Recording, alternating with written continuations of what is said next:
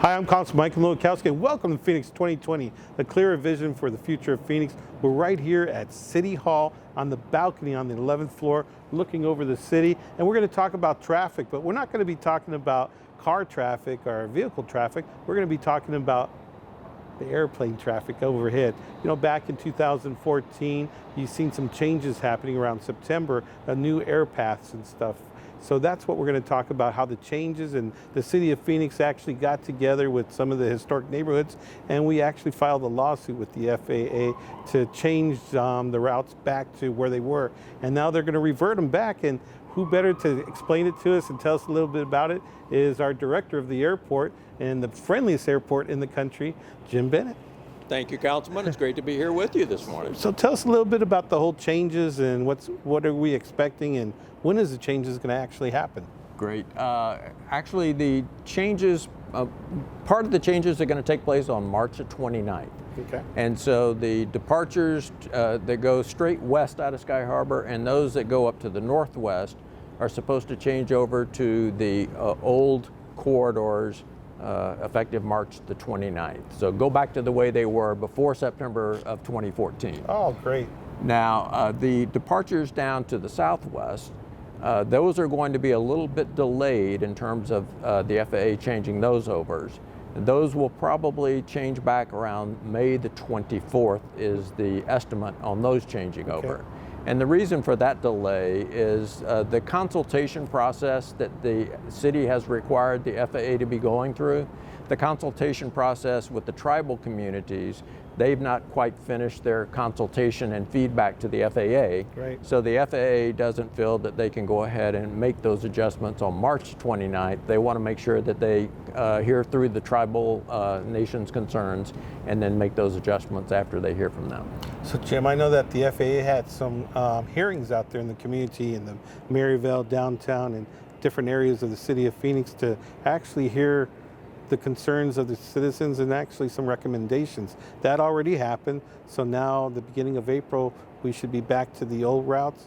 And what's going to happen to the whole Levine, Estrella Mountain, because of the Indian reservations still have to create their own little meetings, and we're looking at individuals maybe calling the city of Phoenix saying, hey, what's going on here? Why not us? Right. Is there numbers, or who can they contact, and what can they do? Sure.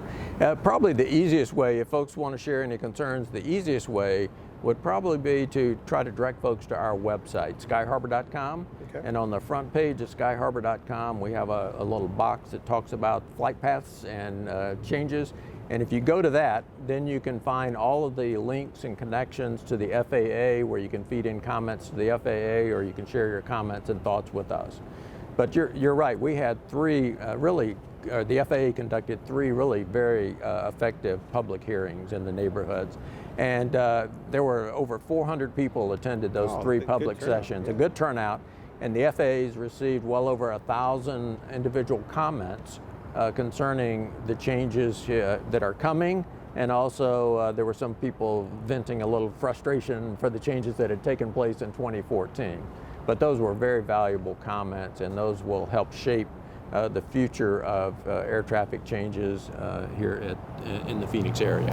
Now in the future there might be some other changes happening with the next gen and all that, but there'll be community meetings, and that's why it's so important to go to these community meetings to voice your opinion, so that not just us as a city or you, as the director of the airport, but also the FAA hears those concerns from the community. Absolutely. I mean, if nobody hears from you, Right. then people don't know that you have concerns. So it's very important, and that's why we really appreciate and value all those folks that came out to those three public workshops a few weeks ago. So if you live out in Levine, Estrella, if you have some concerns, just look at the website, and also they could put down their opinions on there too, right? Or some. Absolutely. We always accept folks' feedback.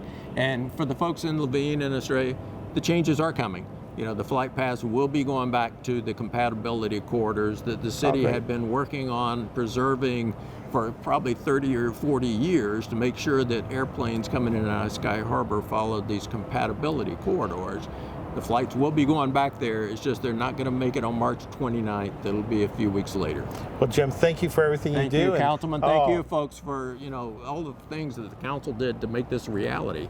If it hadn't been for the council making the decision to go ahead and sue the FAA, right, this day would not be coming. Well, thank you. Thank and you. Once again, thank everyone out there that organized and was a part of this lawsuit and coming together with the City of Phoenix. I call that the Team Phoenix approach. And that's it for this month's Phoenix 2020, A Clear Vision for the Future of Phoenix.